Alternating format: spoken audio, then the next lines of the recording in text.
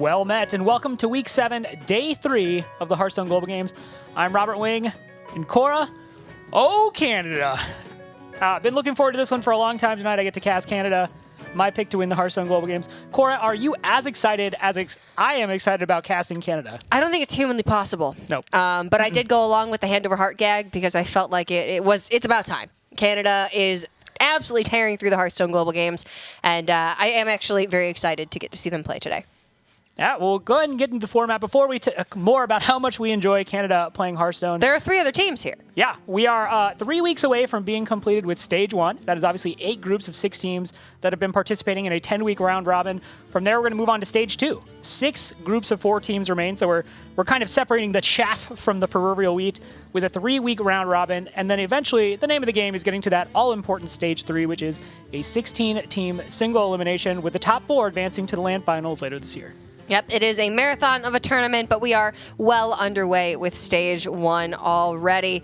And here we can see Group A is shaping up quite nicely with my pick, Brazil, currently in second place. But Bulgaria, a dark horse, absolutely rising to the top of this group that has a lot of powerful players.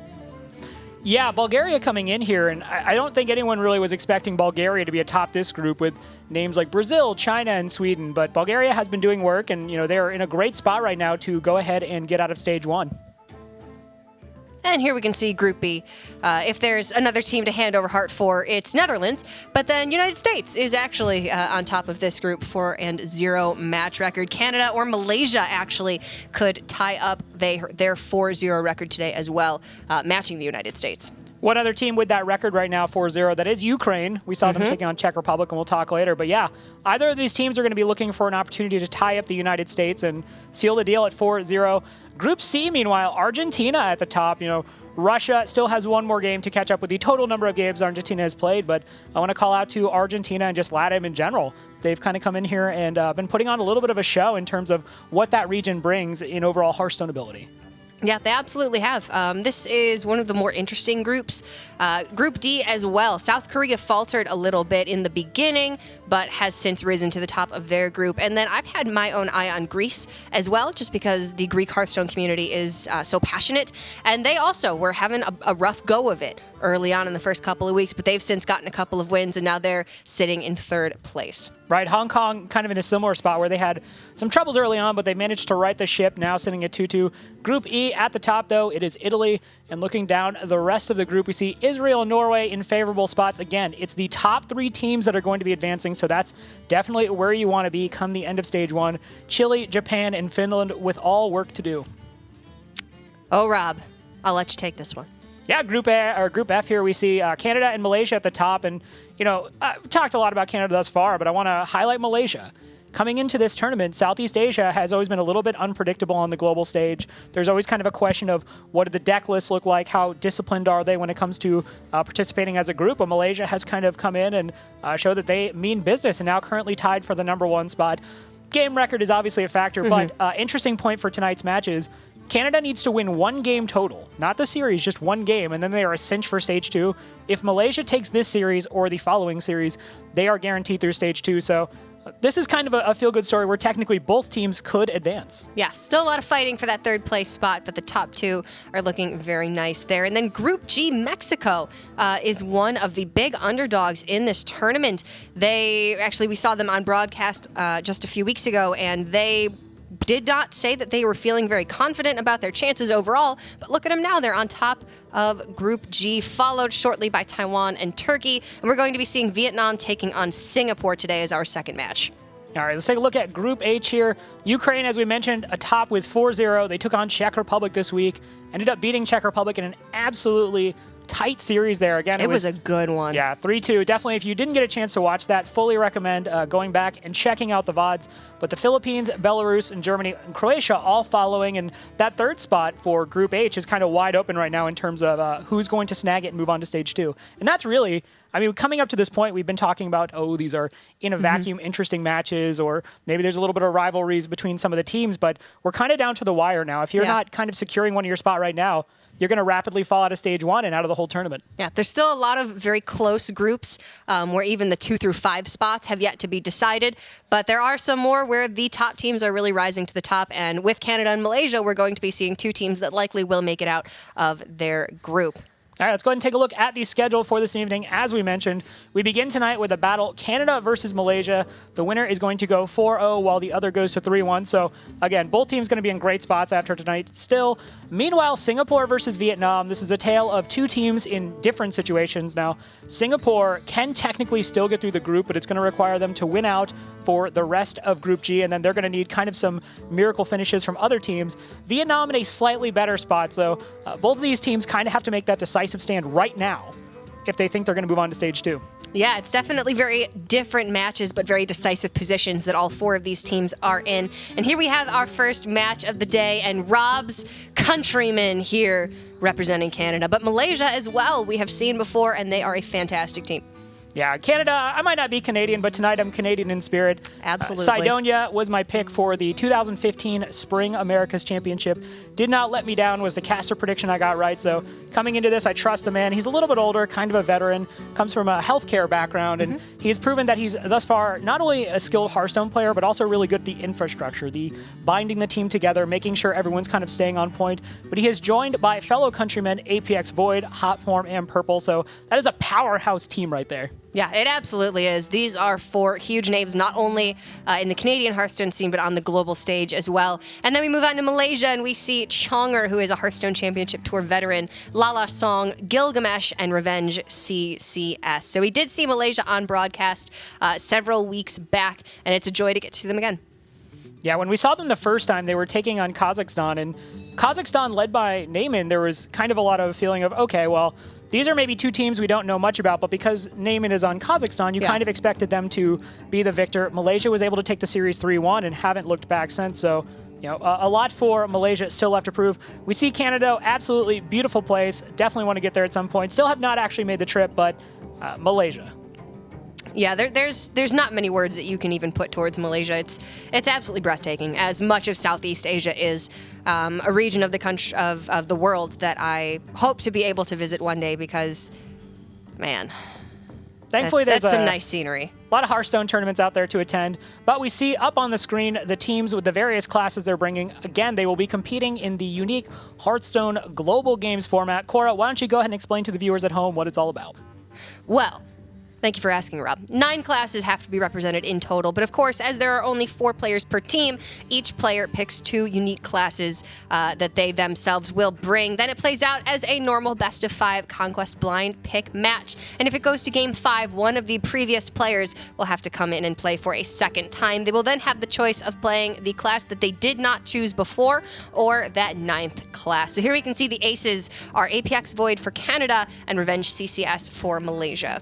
Right, and if you are that ace match player, that means your team is comfortable with you playing in the what could be the decisive match if it gets to that point. So even though it is played by committee and the teams are talking and decisions are being made, by committee, you're still the one with the wheel. So ultimately, you are being trusted to make the correct decision and represent your team. So Apex Void, Revenge CCS doesn't surprise me. I do want to point out something really quickly, though. Purple bringing Warrior and Druid. If you follow Purple's Twitter, he posted a Druid deck the other night that was a little bit unusual. It is kind of this mid-range Druid. It tops out on Nixia. It's running the Water Druid package, so it has the Finja, which he's so popular and known for, but it has the Vicious Pink Bird, Vicious Fledgling. So I'm very curious to see if this is what he brought. Let's go ahead and take a look at the picks, however. It is going to be Warrior versus Warrior, so unfortunately we're not going to get to find out if Purple brought that Druid. We are instead going to watch what could be Taunt Warrior Mirror, could be Pirate Warrior Mirror, could be a mix of those. Even there's a little bit of Control Warrior out there on the ladder that eschews using the quest. So, Cora, obviously we've talked before a lot about this particular matchup. I don't know we necessarily to belabor the point, but Purple. This is a guy who comes in, he is a deck builder. He's kind of a mythical figure in Hearthstone lore. He's like the monk who lives up in the mountain. If you wish your deck to be in tournament, you have to bring it to him and then he'll bless it. Do you expect Purple to bring in anything interesting in this warrior deck, or do you think by virtue of being on a team, he's going to be kind of a little bit more restrained? I mean, If anybody's going to do it, it's going to be Purple. He is an absolutely fantastic deck innovator. But by virtue of the fact that this is a team tournament, you know, I think that Hot Form might be down for some innovation. I don't know that Sidonia and APX Void are really into it unless it's like Tempo Mage, and then APX Void is all for it. So certainly there could be some oddities maybe that Purple is choosing to bring in his Warrior. But, you know, we'll have to see. I would have to say that because it is a team tournament, it's less likely. I am curious about what the prep on this would look like, because for Canada now, you have APX Void and Sidonia both qualified for the America's Spring Playoffs, which you will be casting later this week. So how much does this cut into their prep time? You know, is it something where they feel like because Hearthstone Global Games happens on a semi-weekly basis for them, maybe they don't need to put as much attention into it because the Spring Playoffs are such a big deal? I mean, that's definitely a huge factor. Playoffs are the forefront of competitive Hearthstone, so naturally it's going to take a lot of your time as far as, you know, lineup and deck prep. But we did actually see South Korea earlier on sort of faltered when it came to they had a lot of other tournaments to focus on 1 week, didn't spend much time on their preparation for this tournament, and they lost 0-3 to Slovakia. So that was a huge wake-up call for them. They came back in, and now they're sitting at 3-1 in the lineup. So they're looking quite good to advance. And certainly Canada and Malaysia being 3-0 respectively, are also looking quite good to make it to stage 2. That doesn't mean you want to rest on your laurels. Yeah, you need to give a lot of consideration to HCT, but you still need to give the Hearthstone Global Games its due. Worth pointing out, too, that the Angoro meta, this isn't like some of the metas we've had in the past where the set came out and then 3 weeks to a month later, things were kind of calm and crystallized and you understood what you were going against. A 9-deck format in something, you know, like a Journey to Angoro meta is constantly changing. It is constantly shifting. What you bring is going to be very different on a week-to-week basis. And, you know, we even talked to Amnesiac, who's representing USA, and he said it's important to kind of throw in curveballs. So I'm positive Canada has done their homework. They know what they're doing. But again, I am very curious to see. Meanwhile, from Malaysia, they're coming into this, again, kind of this little bit of a Cinderella story from Asia Pacific. They're coming in 3-0. And they're going to be bringing Quest Warrior, Purple on that Pirate Warrior. Now, looking at the mulligans, conventional wisdom tells you that as the Pirate Warrior, as the Quest Warrior, if you think you're playing as Pirate Warrior, you're going to want to get rid of that quest. Yes, it's absolutely the right thing to do if you know you're playing against Pirate Warrior. But if you're playing a mirror and you mulligan the quest, you lose your win condition. So I think because Malaysia doesn't know for sure that Canada has brought Pirate Warrior, unless they've, you know, gone over the VODs, looked at Canada's lineups for the last several matches that they've played, and really have a strong read that it's Pirate Warrior, you can't afford to throw away that quest. Certainly a difficult position when you don't have access to the deck list, and that is a major difference between the Hearthstone Global Games versus the Hearthstone Championship Tour. Meanwhile, for Purple, when you're playing against a Warrior where you also don't know what they're bringing, I don't think it changes that much for the Pirate Warrior. What you're looking for, I would imagine, is still pretty much routine across the board. Yeah, it's very much just 1-drop, 2-drop weapon, quick damage, because in the mirror, obviously, you're going to be doing a little bit of minion trading early on. You need to get the board. It is going to be a board battle before you actually start to kill your opponent quickly. But generally, the mulligans are going to be very similar. So Malaysia does go ahead and mulligan the quest. Obviously, in this case, their thought is, if it is Pirate Warrior, I cannot afford to have this card in my hand. So I'm going to take the risk that just in case it's Quest Warrior, we're going to lose those percentages, but we're going to make our odds against Pirate Warrior that much better. So right call by them, and going to help out their early game significantly. Right, let's evaluate the mulligan that Malaysia did ultimately end up with. They had the Fiery War Axe, obviously incredibly powerful for dealing with their aggro early on. The Ravaging Ghoul can do a good job cleaning up the Nazas First Mate patches, you know, some of those smaller minions, South Sea Deckhand. Beyond that, though, it can be a Catalyst to activate Execute.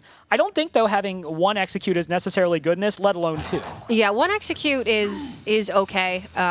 2, however, is quite bad. Absolutely, Fiery War Axe is going to be your number 1. You want that in your mulligan above all else. If Malaysia is running Armor Smiths, then those are also quite good to have in the early game.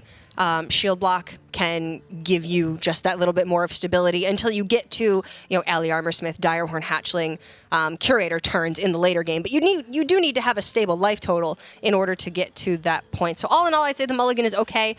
Fiery War Axe makes everything look just that little bit brighter. And then maybe you can get some use out of Execute, use it to kill a Frothing Berserker at its best, probably. Meanwhile, talking mulligans, now Purple did unfortunately make the misplay of drawing patches in his opening hand. You hate to see that. You just never want to do it. Poor guy. Now, because patches doesn't come exploding out of a cannon, You see Gilgamesh kind of laughing. He gets the news that, again, Canada has patches in hand, so you can go ahead and strike off at least 2 cards as being patches in the coin. That gives you valuable information that allows you to build that strategy. This certainly is a little bit of a clunky start for Canada and Purple. Yeah, it's not exactly what they would have liked to see. Obviously, patches in the hand is always going to really bring down your overall game plan, because not only is it not just a free card that you get from your deck, it also is taking the spot of some other card in your hand that in this case could have been, say a Bloodsail Cultist or a Frothing Berserker, something that could advance Canada on the board and that they could use that valuable minion chip damage to start to actually pressure Malaysia. Because looking at Malaysia's hand shaping up now, yes, the executes are a bit clunky, but moving into Ally Armorsmith on turn 5 is going to give them additional life. It often will take several attacks from the Pirate Warrior to get through the Ally Armorsmith, and at that point, it seems like Malaysia will be able to stabilize quite nicely. Right, and Ally Armorsmith, even beyond the fact that it's great because it's generating effective health for you, it's a big wall. The way it's statted, 7 health on a 5-mana minion, it's there to block out that kind of aggression, so definitely a worthwhile tool. Talking again about patches, there are certain classes that you don't hate to have patches in your hand because maybe you can use it more effectively. Yeah, getting patches for free is obviously always better, but if you're Shaman and you have that Flame Tongue Totem, if you're a Rogue and you have a Cold Blood, there are at least uses for it. This is a patches right now, which in this particular deck is just worst case scenario that you ever have to pay mana for it. Yeah, and especially in this matchup in particular for the Pirate Warrior, if Malaysia was running Pirate Warrior as well, maybe you get some trade usage out of your patches in hand. Maybe it's not the worst thing in the world. But in this matchup, it would pretty much be used strictly as early face damage that you would expect to get cleared quite quickly by Ravaging Ghoul or some other early game minion like Armorsmith. So the fact that Purple is going to have to expend 1 mana here to actually play the patches just to get in that extra bit of chip damage, it's really bad. Purple talking it over with Team Canada on comms and basically saying, okay, we don't think that there's a Ravaging Ghoul there. We just think everything's going to be fine. This board is perfectly centered to just be swept away by a Whirlwind, if, maybe it's some form of Control Warrior as opposed to just Taunt Warrior. But Ravaging Ghoul is really worst case scenario here. You're going to get a 3/3 on the board, and Ravaging Ghoul is really at its peak against these 1 health minions. So, now's the time to Ravaging Ghoul if there's ever been a time in the recorded history of man. This is just about the tastiest Ravaging Ghoul you're ever hoping to get. Obviously, getting it out of your hand doesn't mean that you don't have clean activation for the executes, but looking forward, you have Armorsmith plus a hero power on 4 at its worst into Ally Armorsmith on 5, and you're still sitting at 25 health with a Fiery War Axe active that you have not had to swing yet. So this is looking quite good for Malaysia. Their hand is filling out very nicely, whereas Canada's was a little bit clunky in the early game, bogged down by that patches draw, and they're going to have to get some serious work done with that Arcanite Reaper. Purple, one of the most colorful characters. I hung out with him a lot during the 2015 Americas Championship, way back in the day in San Francisco. And win or lose, he's extremely animated. You saw him kind of laughing there as the ghoul came down because he was playing into it, but he's just saying, okay, let's this time just get lucky. Let's not see the Ravaging Ghoul. We saw a lot of cards being mulliganed. Maybe they just didn't get it. And again, they're playing from the position of having a fairly weak early start as the Pirate Warrior. So in those situations, sometimes you basically just have to hedge your bets and say, look, Ravaging Ghoul just doesn't exist. We're playing like it's not in there. So definitely like the Purple in Canada at least made the effort there. Obviously getting a little bit punished, but if you feel like you're just going to lose anyway if you don't do it, that's sometimes just the correct way to play. It's suboptimal, but it can be correct. Yeah, the Pirate Warrior can only deviate from their game plan so much, especially against the Taunt Warrior, which after a point, Taunt Warrior will put up wall after wall after wall. They'll be able to regen a certain amount of health with the natural armor hero power plus shield block, plus the Ally Armorsmith, plus the regular Armorsmith. You can pretty much know like turn 5 or turn 6 if you're going to win this game against Pirate Warrior. And then after that point, there's just really no way. Taunt Warrior's never letting go. Right, and as much as Malaysia's curve filling out pretty decently, Canada's is just not what you want. You're just drawing weapons. He has the clunky Naga Corsair there. Naga Corsair doesn't even boost the weapon up to be able to effectively deal with the board from Malaysia. So, again, Purple and the rest of the guys just sitting there on comms basically saying, like, okay, this is a bad situation, and to your point, the matchup is kind of decided fairly early on how it's going to go. What can we possibly do to give ourselves an okay situation? And, yeah, you see the ability to deal with the Naga Corsair, but you're really just hoping that they have to swing the axe into it somehow, take the 5 damage, you get some value, and then you're basically saying, okay, well, we have this Arcanite Reaper, we have upgrade, maybe we piece together the damage, draw a Leroy, something that allows us to burst through. Yeah, I mean, one way that I could really see Canada getting back into this is with the Arcanite Reaper plus upgrade in hand and potentially a second upgrade, that they could actually use that weapon to then go through the taunt minions that Malaysia would play, because at that point, you can pretty much get through any taunt minion that they will play. It maxes out at about 7 health. And then from there, if Canada's able to pick up a Frothing Berserker or a Kor'kron Elite or two, maybe they can then start to piece together some minion damage, because Malaysia is now down to 20. So I'm seeing these weapon swings more as necessary clear, and then from then on, you will hope to get your chip damage in with those valuable minions that unfortunately Canada did miss in the early game. Malaysia, they're choosing to go ahead and just execute the Corsair. Yeah, it's at 1 health, but that is something you don't have to trade your goal into. You keep something on the board. One thing that is maybe a little bit foregone of a conclusion in these matchups is you're going to run the Pirate Warrior out of steam, but you still have to win. And that is 3 damage that can be pushing, but perhaps more importantly, it actually challenges board if a minion were to come down. And we see this Bloodsail Raider has 3 health, would have been dealt with handily by the Ghoul. Pirate Warrior isn't running removal, so to speak. The removal is giant weapons. Yes. That's the removal. And then there is Mortal Strike, but the Mortal Strike is not there generally to deal with the minions unless it absolutely has to. It's kind of a gray area with the Mortal Strike. Mortally gray. Yes. There we it's go. The mortal gray area. Oh, I can hear the cringe comments in my head now. I don't care, chat. That felt great. Love it. We got 3 more hours of that coming up. It's going to be a good time. But we see there, again, the Bloodsail Raider was always going to get cleared up because the Fiery War Axe was equipped. The Alley Armorsmith coming down, and the gate is kind of closing now on the Pirate Warrior.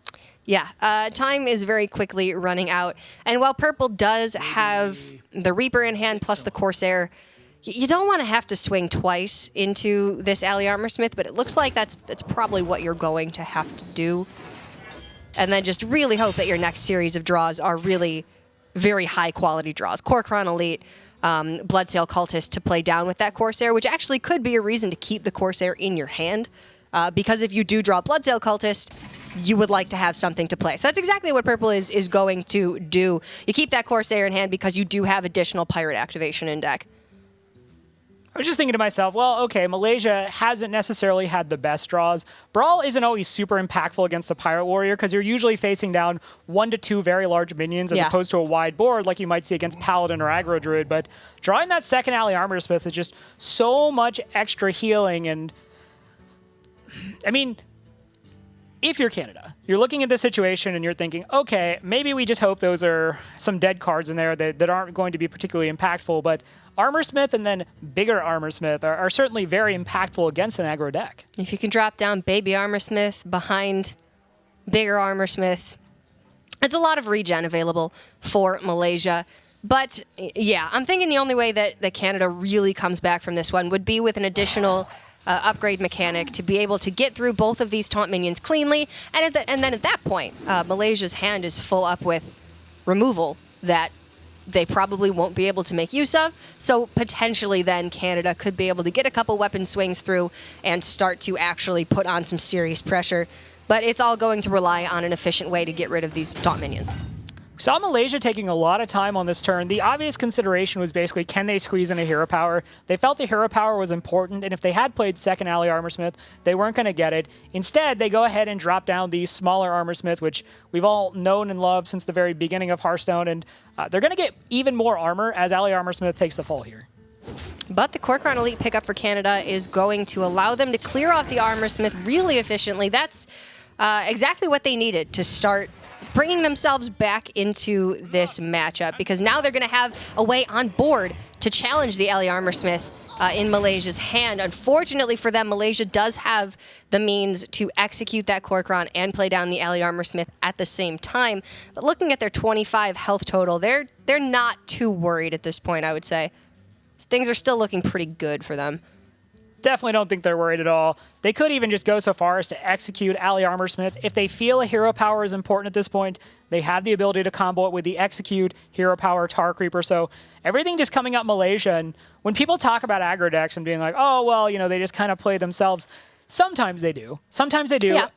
with the right curve, with the proper combination of cards in the early game. Other times you get situations like this where your draw is clunky, your opponent is able to deal with the board early, and you're just kind of fighting for air. You're looking for daylight in a situation where things are looking kind of grim, and that's a fairly common state with aggro decks against decks like Taunt Warrior. Yeah, aggro decks are forgiving. They're not brain dead, I guess, is one way that a lot of people regard them as being. There's a lot of very intense decision making to go along with aggressive decks, when to trade, when to try and push priority, when to really put on the damage, and especially against a build like Taunt Warrior, where you need to consider all of these things. There's a lot of decision making in this Pirate Warrior deck. I mean, at this point, I would think your main decision is kind of how many more turns do you try to hold this one out, because we saw Purple there kind of give the good game mouth, you know, when the second Ally Armorsmith came down, and they're trying to basically find a situation where, okay, things look helpful. They could use the upgrade here, but the biggest thing is if this minion was a 2/6 minion and you could just get rid of it with the upgraded Arcanite Reaper, things are looking a lot better. But no, they have to put 2 sources of damage, so that's 4 effective health generated. And yeah, they're going to go back to pushing damage with the South Sea deckhand, but that's it. They're out of cards now. They have no card draw mechanism, so again, this is pretty much one last push from Malaysia will seal this. And I mean, this is really good decision-making on the part of Canada, although this is much weaker to Whirlwind or Ravaging Ghoul. They know that they need this minion damage to push through repetitively to be able to actually get this game done.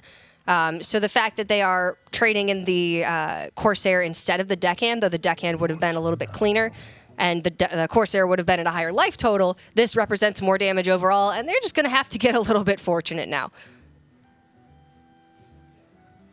Fortunate might not even be the term. I think this is in this situation, whenever you're playing this game on the ranked play ladder, you're thinking, you're just listing off a combination of cards you need. We're all going to go ahead and come out. Look, it's going to get rid of one minion. You have the slam to get rid of the other, and then you're basically saying, well, you got one charge on the axe, so what else you got? What else can you draw out of your deck here, Purple? I mean, I don't think there were 4 cards in the deck that Malaysia could have had in hand at that point that wouldn't have been able to just win them the game. So Purple wisely going to go ahead and hold that weapon sway, knows it probably has to go into a taunt minion, and he's just going to have to draw more of his own minions to try and continue to push through that damage, but Frothings and Bloodsail Cultists are buried in the deck, never to see the light of day, Rob. At this point, if they see the light of day, you're kind of just mad they weren't there earlier. Like, go back in the deck. I'd rather they not be here. Frothing, if you're not coming into work at 10 a.m., just don't come into work at all. Take the day off. More taunts coming Canada. out, more armor generation, and I think it's going to be more like no Canada in this one, unfortunately. No, Canada. Now, there's a Bloodsail Cultist, but it's just a 3-mana 3/4. There's no pirate synergies. Purple just holding back, realizing the armor's being generated turn by turn, but there's no value to putting down that Bloodsail Cultist. If there's going to be any chance of a win here, it is going to come off the back of Bloodsail Cultist generating additional charges, additional damage. So I don't dislike this from Purple. It's kind of just, this is what you have to do if you want to have any chance of winning. And obviously we see that chance evaporating very quickly. Well, he does pick up a pirate to be able to start chopping down some of these taunts. It's slim pickings here for Canada, as it has been the whole game. But they've been consistently making the correct calls every turn. I think that Curator's just about going to shut him out. That's going to net a Primordial Drake for Malaysia, most likely, as well as a Direhorn Hatchling. And Canada just simply will not have the weapon swings available to get through all of these taunts now. Purple's still talking it over. He's saying to the guys, like, no, let me go. Trust me, we can make this work. And okay, that is the back-breaking face of Purple right there, as he, to your point, realizes, hey, there's a Direhorn Hatchling, there's a Primordial Drake, and also there's another hero power. We are now looking at over 30 health, so we actually have more health than we started with if we're Malaysia. Well, the clock struck 10. Frothing came into the hand. Nah, this is more like 2 p.m. This is you kind of show up, everyone's working, and you're like, oh. Will they notice I wasn't here earlier today? I hope nobody notices. I mean, I'm the only card being played this turn, so people are probably going to notice. All right, but Purple has managed to assemble a board now. That's true. That, you know, there are minions on it. Canadians are just inherently positive, and we're going to be inherently positive while casting Canada's matches. So we got to look at the upside here. We got a board now. We got a 7-1 weapon. We got a heroic strike. That's 4 damage. It's all coming together, Rob. You only need to do that a million times. Then you got this. You know what? Frothing's going to put in some work. He's like, is it too late now to say sorry? I'm just going to build up to 10. I'm going to hit the face a couple of times. You can still do this, Canada. You can still do this. Yeah, the board state does belong to Canada for now, so surely nothing bad will happen. Even though you know they've already drawn the Primordial Drake, they've already drawn the Direhorn Hatchling, so Purple knows this is in the deck. It's just kind of one of those situations where he's looking at it, he's going, okay, if it's just Primordial Drake, Frothing Berserker lives. Maybe we can make something happen off of that. I mean, the Berserker likely trades into the Primordial Drake if Malaysia feels the need to drop it down. But then Purple still needs something else to get the job done. So this is a long, drawn-out death for Canada. I believe there was a Spellbreaker in this, so if there's a Spellbreaker, you do have a giant Frothing Berserker. You can't really protect it is the problem. Even if you silence the Primordial Drake, it's still going to be able to trade into Frothing, but this is an interesting situation because Purple kind of knew that he'd lost this about 10 turns ago, but him and Canada just continued going, and Purple is someone who certainly comes in here as kind of a battle-hardened veteran when it comes to Hearthstone, and the team from Malaysia, not so much. I kind of went there's a little bit of mind game going on, and there's maybe just the reputation of playing against Purple that maybe kind of gets into their heads and tries to set the tone for the rest of the series. I mean, that's always definitely a factor, and especially playing at such high stakes in such a large tournament with so much on the line. But Malaysia is 3-0. They're tied with Canada right now as far as match record. I don't know that there's too much that could really get into their heads, and especially since they are in the same location, able to communicate with each other so effectively, it does look like they're pretty confident. Yes, they're tied. They're both 3-0. But if you look back at the way this has gone, for Canada, it was 3-0, 3-0, 3-1 versus Malaysia being 3-1, 3-2, 3-2. Don't get me wrong. Scoreboard matters. Getting the win is kind of the only thing that matters for getting to stage 2. But there might be a little bit of an intimidation factor when you're playing against a team that has gone 3-0, 3-0, 3-1. But for now, Malaysia has the series in their control. They just need to win 2 more matches. And up next, we will see APX Void taking on Revenge CCS. Really not surprised at all to see APX Void on Mage. If you know anything about the guy, he's certainly one of the players well known for kind of mastering and streamlining the tempo mage builds of old. He's a very prolific mage player. If you actually go check out his Twitter, he's got awesome lists that you can try out. It's something I do all the time when I'm looking for mage lists. Yeah, APX Void and Laughing, I would have to say, are really the 2 premier mage specialists in the Hearthstone scene, but obviously very different sides of the mage spectrum. APX Void being a tempo mage enthusiast and Laughing being freeze mage. So I would have to speculate that APX Void is likely going to be bringing, if not the secret mage build that has been going around that is very tempo based, probably the Gunther Discover mage. But here we can see APX Void for Canada and Revenge CCS taking the hot seat in the Malaysian scene. I want to say there's another third mage specialist whose name is just Mage. But yeah, that's actually true. That's actually true. I think he hit number 1 just recently. So he did. He certainly qualifies in the echelon of mage specialists. But yeah, APX Void playing a lot of secret mage lately, and we were talking all throughout the past few weeks how Mage has really continued to change and transform and adapt as we've watched the Journey to Ungoro Year of the Mammoth continue. And now the most recent stop has been on the more aggressive Secret Mage. Yeah. It's not even necessarily just burn focused, but we're seeing the Counterspell Mirror Entity suites. It puts out a lot of pressure, uses Kirin Tor Mage. There's a lot going on from where we started about a month and a half ago when Journey to Ungoro was first released. Yeah, there absolutely is. It's just so interesting to see how all of these classes are really evolving over just the short time that Journey to Ungoro has been out. And Mage and Paladin are 2 of the best examples, I would have to think. Paladin started out, obviously, people were so hyped on Galvadon when the quests were released, and obviously in the release stream, it looked very strong. People shortly after realized it's probably one of the worst quests that there is, but Paladin has so many other viable options. You can play strict N'Zoth control. You can play very aggressive Murlocs. You can play a hybrid mid-range version of the 2. And it looks like here we're going to be seeing more of a controlling-oriented build from Malaysia with some Murlocs as well, and Canada going to be on the Gunther Mage, which is, I would still say, probably the strongest build of Mage right now, but I am really intrigued by Secret Mage. I've been seeing it more and more on ladder, on On Wild Ladder, it is really just a pain in the butt to deal with, and it's really emerging as a very strong build. Both of these classes right now are what I would kind of consider the ladder holy trinity in terms of overall just powerful classes in a vacuum, which is Paladin, Mage, and Druid. You just see Father, the Son, and the Holy Spirit of Hearthstone. It's just these 3 decks, really these 3 classes in general, because there's different ways you can play them, are just so powerful that when you're thinking, okay, what am I going to play on ranked play? It's one of those situations where you want to opt for oftentimes the most powerful classes. And, as the crabs kind of come in and out of the meta, Pirate Warrior and Murlocs kind of, ebb and flow in power. But yeah, these 2 classes right here are absolutely powerful. The starting hand for APX Void, he got that Mana Worm. He has the Primordial Glyph.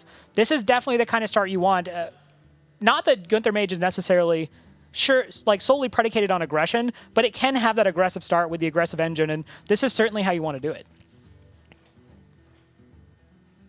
Well, there's a couple of tough choices here. Obviously, 2-mana Fireball is fantastic, but if you're expecting Malaysia to have an early curve of Murlocs, which obviously you can see Vilefit Inquisitor, it's very likely that they'll have, like Rock Pool on 2, followed by War Leader on 3. Maybe you need Volcanic Potion to start to clear up the board a little bit.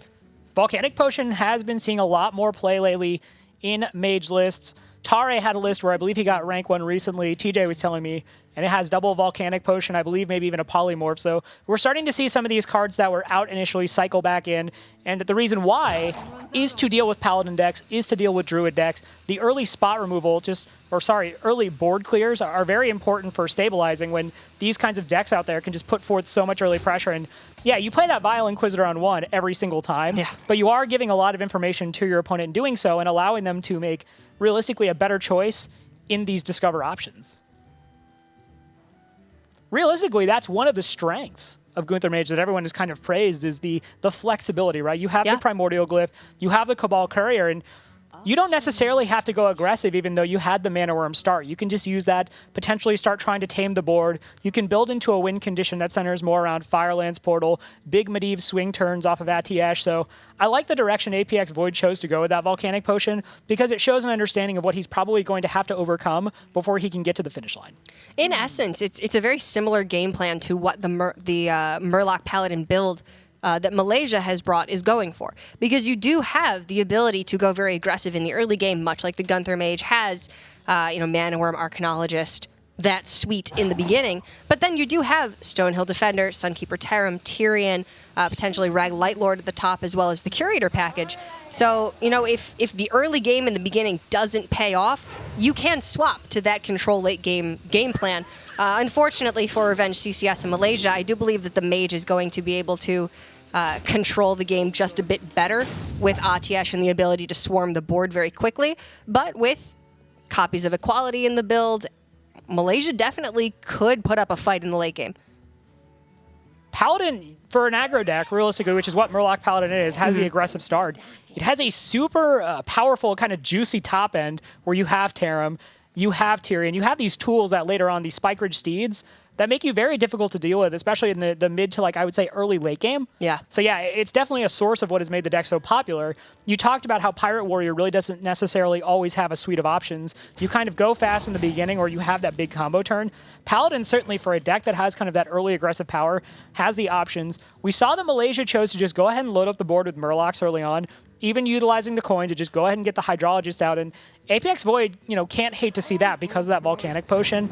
Yes, goes ahead and chooses to develop the Cabal Courier, but it's always nice to be in a situation where the board is filling up, but you know that you kind of have that big red button you can mash down, and Volcanic Potion being 1 mana makes it even more flexible in this situation because there's a chance that you just basically reload after the Volcanic Potion clears the board, or if need be, you can fit in another resource to finish clearing the board. Yeah, and that's ideally what you do post AoE, is you want to build back up the initiative. If you clear a board, for instance, and your opponent is just able to reload on the following turn, then you're back in the same position that you were in right before you used that AoE. So the ability to pull the big red button on Volcanic Potion for very cheap and then be able to refill afterwards is a very large advantage for Canada. But just Stonehill Defender as a card is so incredibly strong in Paladin because of the Paladin class legendary. Sunkeeper Tarim, Wickerflame, Burn Bristle, Tyrion Fordring, obviously, and then to a lesser extent, sort of Grime Street Protector. One Tyrion is great. One Tarim is fantastic. When you can have two of either of these cards, or in some cases, both, there's just very little that any deck can do to counteract the strengths of those minions. No, it's great. It's like when you're going out to dinner, you don't have to choose between the cheeseburger or the tacos. You can just both. Yeah, it's great and fantastic. Now, do you want to point out, holding out the Volcanic Potion there on the previous turn for APX Void and going with the Cabal Courier, he had seen the coin already. He realized there was no chance of Gentle Megasaur coming out. So basically, what's coming down on 3 for the Paladin player? It's either War Leader or Stonehill Defender, and you don't always necessarily feel like you don't have to jam the button just then, especially when you have intuitive plays of your own. And he's basically at this point playing build your own mage deck. He's had one Primordial Glyph, he's had one Cabal Courier, now he has second Cabal Courier. So yeah, to the point I was making earlier, that discounted Volcanic Potion, and just go ahead and jam that Cabal Courier, see what else you want to get. Relatively weak options, but at least Crystal and Oracle would generate value.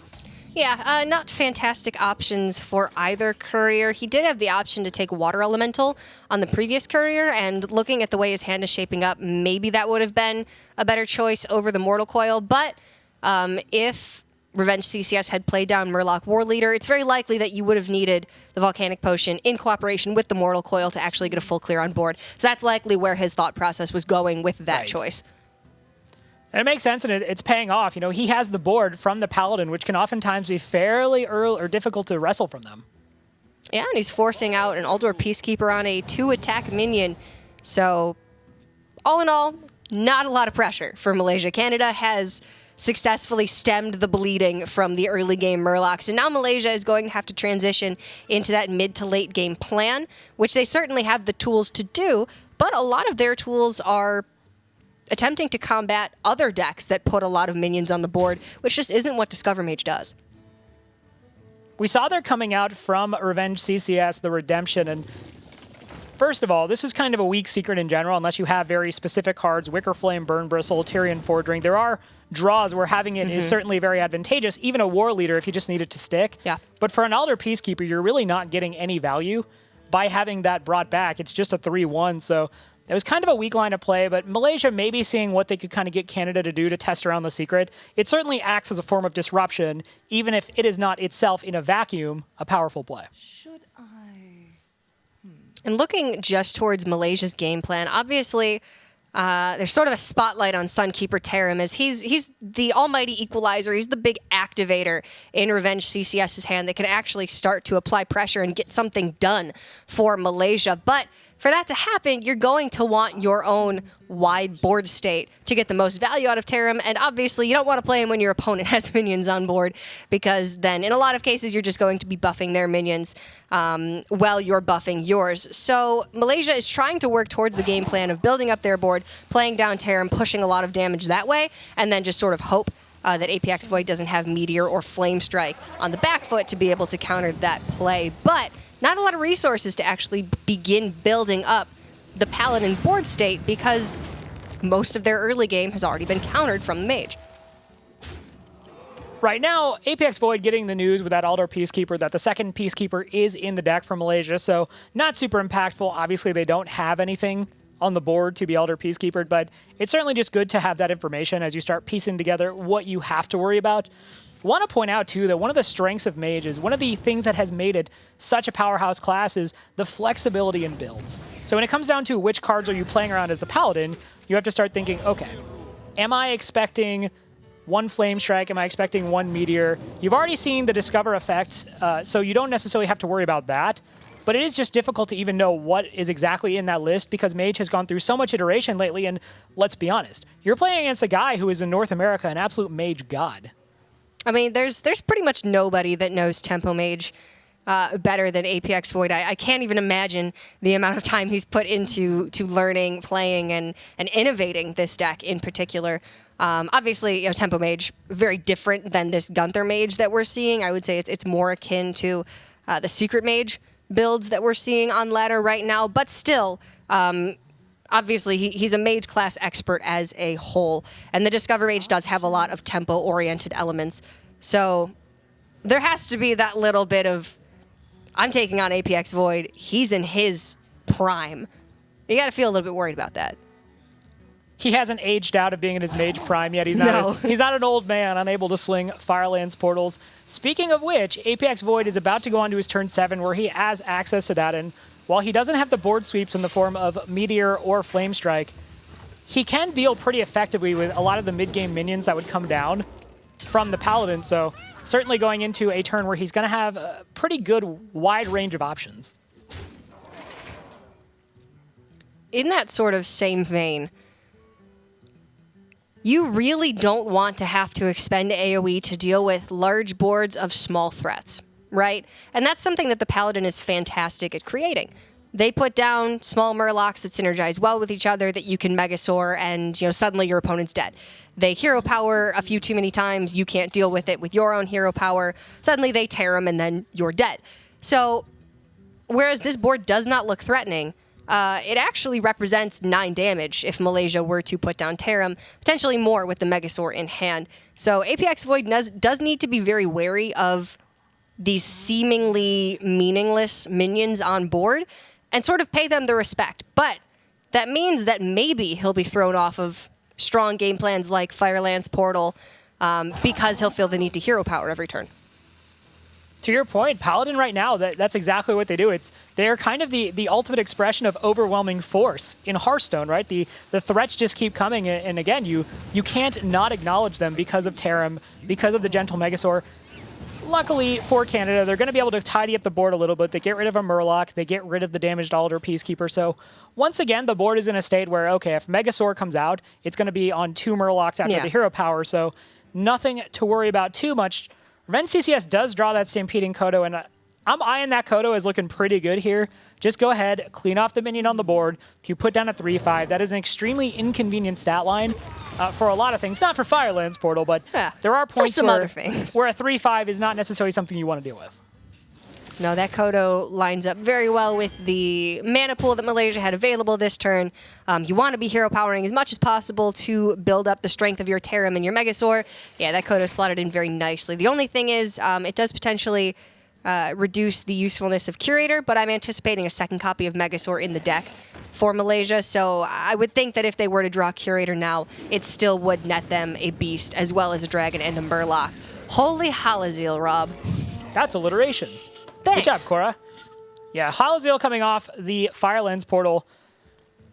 You can't imagine a reality where this survives the turn because you see the 2/1/1 Murlocs, you see the True Silver Champion, but if it were to live, Halazeal the Ascended could be an absolute problem. So what this does is, prior to Halazeal coming off the portal, if it wasn't something super impactful, you could imagine a reality where that gets to stick and you don't have to deal with that, and maybe the Mana Worm is seen as the bigger threat, kind of gets the axe there, but Sunkeeper Tarim gonna allow them to deal with both of these threats. Yeah, this is a tasty Tarim turn. Wisely, Malaysia choosing to trade into the Mana Worm first before they play the Tarim means that they take 1 less damage. And now this is a bit of a nuisance board for Canada to deal with. Flame Strike would leave the Tarim alive. Meteor would only be able to hit 2 minions because of the Tarim positioning all the way on the far left. And Volcanic Potion only clears off 2 of these minions with Fireball and Hero Power. So either way you cut it, you're going to be leaving something on the board for Malaysia. You don't want to do that. But unfortunately, there's nothing really that APX Void can do right now as far as a full clear. Right, you're looking and thinking, okay, well, I've seen Tarim, so Tarim's out of the way. But again, the Megasaur potentially being able to come out means you still have to honor this board. There's still worse coming if you don't deal with it. I'm curious to see if he feels he needs to expend the Fireball and the Volcanic Potion, but I'm assuming since we saw the Arcanologist, that probably just means no. Yeah, this is going to be a 2-turn clear whatever way you cut it. So you might as well let one of these Murlocs trade into your Arcanologist and just hero power on the back end, or Volcanic Potion to clear up afterwards. Canada does need to be wary, though, that Sunkeeper Tarim came off of the first copy of Stonehill Defender, so still 1 more natural copy in the deck for Malaysia, which could continue to cause some problems. And now, with the Hydrologist pickup, Revenge CCS could actually hit 4 Murlocs here with the Megasaur if he so chooses. Pyroblast certainly powerful, but having it in Canada's hand for as long as it's been there, just kind of stranded. It's meant to close out the game, meant to have synergy with Atiesh off Medivh, and for right now, it's just kind of not doing anything. And in this matchup, it basically is the win or bust card because that's all it's going to do for you. It doesn't deal with the board, really. If you have to throw it into a minion, it's absolutely miserable. Yeah. So right now, Apex Void is just kind of waiting on that train to come in that has that Meteor, has that Flame Strike, is going to allow him to deal with the board. Currently thinking maybe, okay, Volcanic Potion could be big for me. But again, if Megasaur comes down and gets a synergy, which is exactly what I'm expecting to see here, things could spiral out of control depending on how bad the Discover options are. Ooh. Divine Shield and Wind Fury, though. Yeah, Wind Fury's not going to help your board live, but you're going to be pushing some serious damage. Yeah, that was actually 3 probably of the best possible options for Malaysia. Wind Fury, Divine Shield plus 3 attack, but talk about perfect, Rob. I mean, look, you didn't protect your Murlocs, and now your Murlocs are, well, in true Angora fashion, they're about to go extinct. Let's pay our respects. I don't have a keyboard here, but if I did, I would be hitting F. Yep. All right, Apex Void talking there. We see that little cheeky grin there. He's like, I'm going to really enjoy gonna this. draw this one out. This is going to feel good. You know, sometimes when you're working, you don't get to enjoy it, but I think just this once, Apex Void enjoyed work. I don't know if he could ever call playing mage work, but he certainly does work with the class. Finja picked up for Malaysia. They've exhausted a lot of their Murloc resources already, but still quite a few solid ones left in the deck.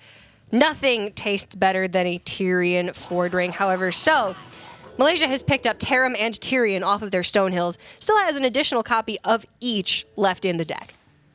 This is what I was talking about earlier when I said it is kind of a deck that is the expression of overwhelming force in Hearthstone because Stonehill Defender and Paladin, it's honestly just gross together. It is so powerful because so many of you have so many chances to just hit on good options, even if it's just Wicker, Flame, Burn, Bristle in its late game. Yeah. Look, that's a Divine Shielded 2/2 with Taunt that stops aggression potentially at least a little bit, heals you. There's so many points of interplay with Redemption, Getaway Kodo. The value just keeps coming, and this Mage deck, it is going to rely on pretty much not getting to the end of the Paladin deck, because if it gets to the end of the Paladin deck, it's going to have to see 2 Tyrions, 2 Tarims, whatever else comes off Getaway Kodo, assuming they get to it. 3 Tyrions. Yeah. And I mean, you hit the nail on the head. It's an overwhelming value deck, and Apex Void is just trying to shut down some of that value by using Volcanic Potion to take away the Finja targets, but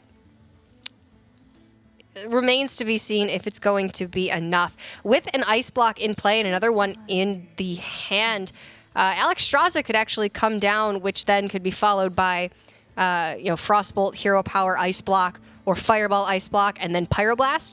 So if Apex Void is able to pick up one more source of damage and be able to play the Alex Straza with the block active, then actually he could potentially have a 2-turn kill with the Pyroblast, and it would require either a second Frostbolt or a Fireball picked up. I was going to highlight that Alex Straza is a big pickup because when you're in Apex Void situation, you're thinking, okay, how do we potentially close this out? It's going to have to begin with Alex Straza because Alex Straza is going to do the legwork of getting Malaysia down to 15. You know this deck, in most forms of this kind of aggressive / mid-range style, aren't really running healing outside of True Silver Champions. So you can basically set them to 15 and feel reasonably confident it's going to stick unless a True Silver alters that. There's no lay on hands. There's no forbidden healing. So Alex Straza pretty big. The Medivh draw in other situations can be huge. You can start piecing together a board that wins for you. But I have to think in this situation where you're staring down Malaysia being one off popping the block, and you know there's Consecration and there's still, True Silver, Spike Ridge Steed. Medivh just feels, I think, pretty hollow right now. Yeah, I don't think the Medivh is where this is headed. It's either Alex Straza or Aldor Peacekeeper to try to buy a little bit more time to pick up that additional piece of damage, because the way it's looking right now, Canada could Alex Straza, Malaysia would pop block, then you can Frostbolt, Hero Power, Revenge CCS would be down to 11, Pyroblast would be 1 damage off of lethal if Malaysia does not have an additional source of heal there. So Apex Void actually is going to continue playing for the long game, which is quite reasonable considering Malaysia only has 3 cards in hand now, and Canada does have a lot of value still going for them with the Medivh. A Curator pickup, however, is going to allow Malaysia to stay in this game for pretty much as long as they want. We obviously have caster vision. Yes. But I think at some point, I have to feel like Alexstrasza, that turn was for me personally in that situation, what I'm going to do, and you're just thinking, okay, I'm going to find the other fireball. I'm going to chain it together. I have the second ice block. Because again, the longer this game goes on, and don't get me wrong, APX Void knows a lot more about mage play and really Hearthstone in general than I do, but you have to figure this favors the Paladin if this goes on for too long. It would rely on APX Void having picked up something off the top this turn. And I can honestly see how you don't want to rely off the top of your deck to pick up that fireball. You've used both couriers, you've used a copy of Glyph, so you have limited discover options left. It was unlikely, to say the least, that you were going to pick up that additional source of burn damage off the top of your deck this turn. But does delaying the inevitable give you a bigger chance? It's an interesting discussion point, right? And it's in this situation, I would have loved to have picked somebody like George C's brain and kind of feel like what he was thinking. Because while this isn't necessarily freeze mage, this is a situation where it is effectively in a freeze mage situation.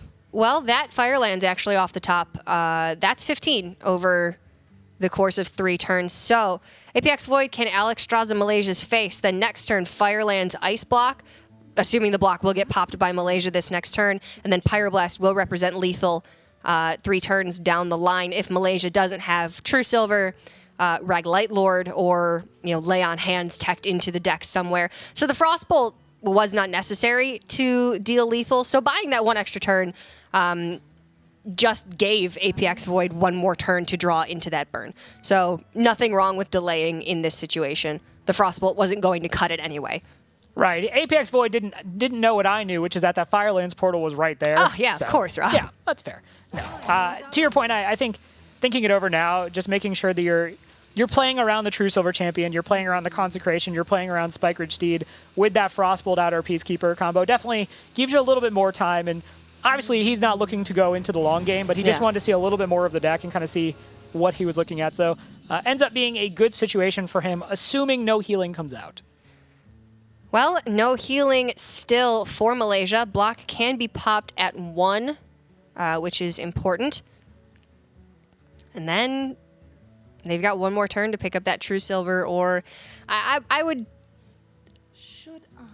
believe that there's probably not Rag Light Lord in the deck, just because there is Finja as well as all of the early game Murloc package. I don't think you have room for that much late game. I think we've also seen both Hydrologists, so there's no going to be eye for an eye shenanigans. Yeah. All right, so the board is pretty big for Malaysia, and you have reason to believe that these taunts are going to protect you from an Alexstrasza, so you may not necessarily feel like you need to, on this turn, deal with her. You can just get rid of the Peacekeeper, pop the block, and basically say, okay, well, time to have the second block, time to piece together the burn. You're basically, this is the check. Like, you need to have it here.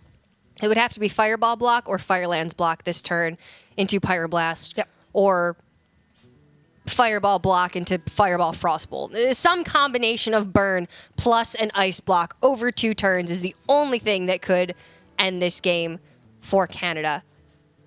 I think they've just got to go for it. Realistically, what are your other options? They're just kind of not there. The board has gotten way out of control. So you can't play in a world where you are expecting to deal with that board, I don't believe. Yeah. There's nothing you could pick up off of Arcane Intellect that would... No, that doesn't matter. That doesn't matter, but for a moment, I'm pretty sure Apex was like, oh, is this bad? Did we die? No. No, it doesn't matter. Instead of ice blocking, you could just choose to ping the Bittertide Hydra. Obviously counterproductive, but what a way to go out. I mean, if next turn he does attack with the Bittertide Hydra, he would lose the game. Oh. Now look at that. I want to point out the Alexstrasza into that buffed Murloc War Leader makes a Ragnaros Lightlord strictly worse. And we were talking about how Ragnaros Lightlord, not usually or not always an inclusion in this style of the Murloc Paladin, but if this connects face... well, I think you can ensure that it does.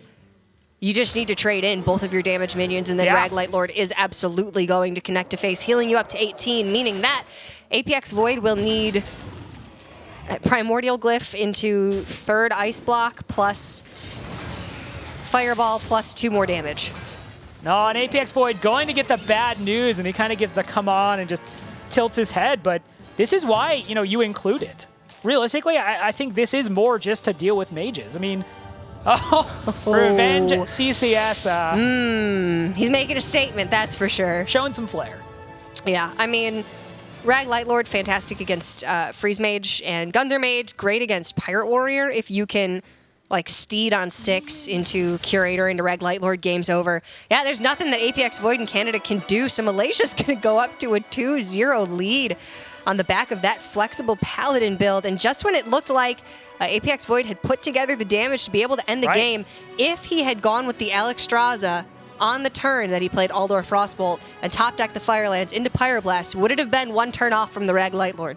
I mean, I think I speak for all of us when I say you just never listen to me, generally speaking, but the line of play did technically work out. What he did was right. What APX Void in Canada did was absolutely correct there. It is just I'm just John Travolta's shrug gif, and I'm just... But yeah, you keep doing you, Rob. You were right, Rob. Hooray. Good job, Rob. We got there. We got there. Yeah, obviously that Ragnaros Light lore showing up just in the nick of time, right where it needed to be. And yeah, that's one of those things where for Canada, that is pretty heartbreaking to lose that match. Also, the Alexstrasza trade into the 7/10 Murloc, allowing it to trade then into the Bittertide Hydra to Death Rattle into the Steed to ensure that the Rag Lightlord hit face. There could have been a 50-50 there, potentially for healing on that Murloc, so maybe Canada didn't want to do that, but at that point, you've seen so many Murlocs in Malaysia's build, I would not have thought that there would be Rag Lightlord in there, just because it seemed like there were so many aggressive choices, but hey, maybe they've got 31 cards. Who knows? But either way, they're up 2-0, and now Canada, for the first time in this tournament, is at a 2-game deficit. Right, we talked about Malaysia maybe coming in and seeing the record of Canada and being a little bit shell-shocked. And okay, these are guys who haven't lost even 2 games thus far in the series, but here we are. And does that go both ways? Is that a situation where now Canada's like, oh, we're down 0-2. Is this what this feels like? But Hot Form going to be the pilot on Shaman versus Malaysia with the Mage. So Shaman, again, is one of those classes that has gone through a lot in the past couple weeks. It kind of started its life in Ngoro as this elemental Shaman, which was kind of this beat down with big-time elementals that played off to synergy. We saw it going more back into that Jade package. We saw Spirit Echoes becoming really big, but just recently, we're seeing people kind of explode in popularity into this token-based Shaman with double Bloodlust, Primal Fin Totem. It just occupies the board. We see the Evolve package with Doppelganger or Doppelgangster. Very curious to see how that actually goes, because Hotform is another one of those players who's a prolific deck builder. Yeah, he absolutely is. RDU did bring that token Bloodlust Shaman build to the European playoffs last week and did obviously make top 4 and is going to be representing the European region in Shanghai in the Spring Championships. So he got results with the Shaman, and I would hedge my bets that the rest of the world was watching and that the Americas region would be picking up what RDU was putting down and would like to try out that Shaman build, especially since Spirit Echo Shaman was kind of dropping the ball over the last couple of weeks. If we're being honest, it wasn't doing too great. And obviously Jade Elemental Shaman, I think, is sort of so last month. As far as the Shaman class. But Hot Form is going to be bringing the Shaman Chonger on the Mage. And we did just see APX Void's Gunther Mage had the lethal setup, but wasn't quite able to finish the game. Do you think Chonger is going to be bringing the same build? Or maybe will it be a pure Freeze Mage? Could it be something even more aggressive? It's really difficult at this point to kind of just say, I mean, we don't have the deck list, so obviously we are kind of postulating on our own what it could be. But I want to point out, you credit RDU, this Bloodlust Shaman. Does no one remember Noblord, Rutgers, Collegiate Hearthstone Championship?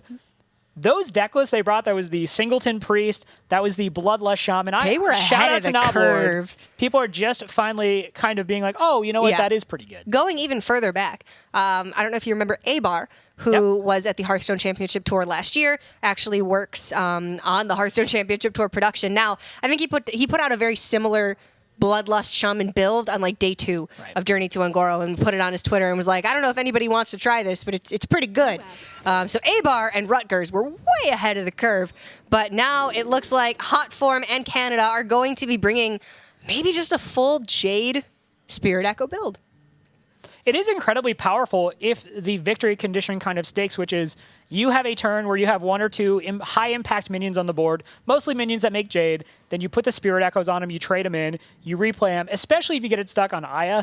That is, getting Spirit Echoes on Aya is pretty much early Christmas. You're getting so much value, so if the Mage is unable to kind of deal with the Shaman before it gets to that critical mass point on the board, and can't just burn them out, then things can get really difficult. On the other side of the board for Chonger, we see here Babbling Book, Mana Worm, and Kirin Tormage. So this certainly gives all the signs of kind of a more aggressive mage, but again, mage is so difficult to kind of identify right now because the early game for a lot of the decks looks very similar that I don't necessarily want to say, well, this is definitively an aggro mage. Rob, I saw the signs. Is that a song? And it opened up my eyes to Kirin Tormage and Cabal Crystal Runner and Secrets in general. And I know that you were playing quite a bit of Secret Mage over the last couple of weeks. You were getting a feel for the class, right? For the deck, which I have been certainly bullied by on ladder quite a bit over the last couple of weeks or so. Have you been playing against a lot of shamans? Because I know the deck as a whole is quite strong. I want to point out, when I was playing Secret Mage, it was back in DreamHack Austin. I was just there visiting, hanging out with friends, and I hit the gym in the morning, and I was like, you know what? Secret Mage could probably be good. You rolled up to DreamHack Austin, and you were like, guys, Secret Mage is good. I put out a tweet, Mr. check it Lego out. had Secret Mage, and we're like, I don't buy it. But you're like, no, it's good. Yeah. Lo and behold. I mean, the build that we've seen come out has been radically different. Speaking of radically different builds, I want to point out Spellbender in the hand. That's radical. Not a secret you're seeing as part of the standard package. It's certainly very powerful in certain matchups. When you're playing against Paladin and that Spike Ridge Steed buff comes out, ooh la la, that's pretty strong. But generally what we're seeing is more Counterspell and Mirror Entity. But yeah, Secret Mage can go fast. That's one of the ways that it wins games, just going fast, disrupting the opponent's deck. If you put out a wide board against a warrior, you basically just say, okay, well, you can't brawl because I have Counterspell up. Counterspell costs 5 mana. If the brawl has to be on turn 5 and the warrior has no other mana flexible spells, what are you going to do? It's just an extremely powerful start, and the Cabal Crystal Runner kind of allows it to crest the mid game really early. And 5/5 is a very difficult stat line in general to deal with. Especially for the Shaman, who, without spell damage, taps out at 4 with Jade Lightning, may have to expend a Hex, actually, to take out that Crystal Runner. But just the way that this Mage deck curves out is so very strong. As we can see here, obviously, when you go Kirin Tor plus Secret on 3 and have access to Cabal Crystal Runner on 4, maybe even 5 as well, it is the premier version of what we came to know as Tempo Mage, even though Flamewaker obviously had rotated out. So that's what we're pretty much looking at here. I haven't had a chance to cast Secret Mage yet.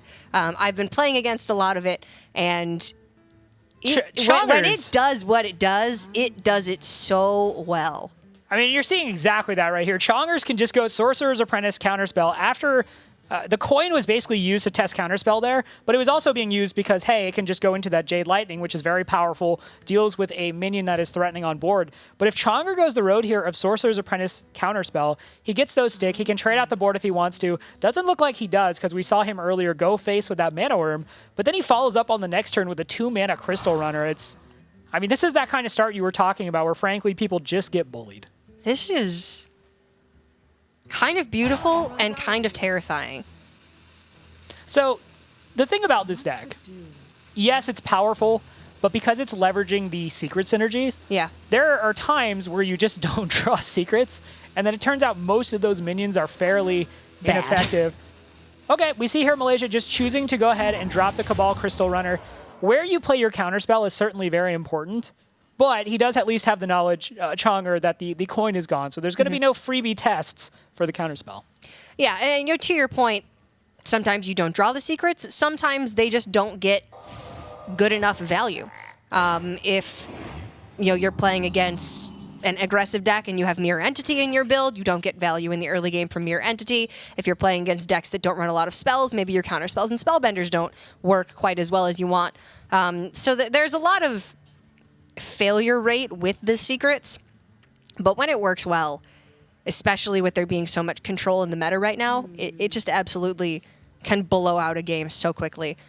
All right, so Chonger here has some options. He could go ahead and play that counterspell, make sure that Medea's Valet gets value, because that's one of the issues of not just running a deck centered around block when using Valet, or could go Sorcerer's Apprentice, counterspell, and then set up for a turn 6 Firelands portal. So really has to kind of figure out how he wants to navigate this. The Sorcerer's Apprentice into that Firelands portal is certainly more aggressive, but it's not even that you're just getting burned there. You're getting more board presence. You have the counterspell set up, and You were talking at the beginning of the game about Jade Shaman. It is an extremely powerful deck. Spirit Echo represents a lot of value, but it kind of has to have time to go get its food from the buffet and then come sit back down. It doesn't, it's not just drive-through. Like, it wants a full meal where everyone sits down, says grace, and just goes ahead and has a nice dinner. And this deck is not going to give it that. Jade Shaman wants to be there for a couple of hours, wants to sit down, have a nice conversation, really get the full value. No, I'm not about that. Out of the game. Sacred Mage does not want that. They're maybe dropping in for an appetizer course, but they've got somewhere else to be, and they're gone in 20 minutes. Chonger seeing that Firelands portal on 6, sure, his eyes are just lighting up, and he's like, you know what we could do? We could just kill this shaman, and then we don't ever have to worry about that. Yes. And this is a rough spot for Hotform because you've seen a Spellbender. Realistically, you can't know for sure what that secret is. So it's not like you're playing the Jinyu there to play around, the counterspell. It might just actually be a Mirror Entity, and then your opponent gets a 3/6. So this is very difficult to navigate, and again, goes back to why Mage right now is so powerful, because in any given situation, you have no idea what the secret package is.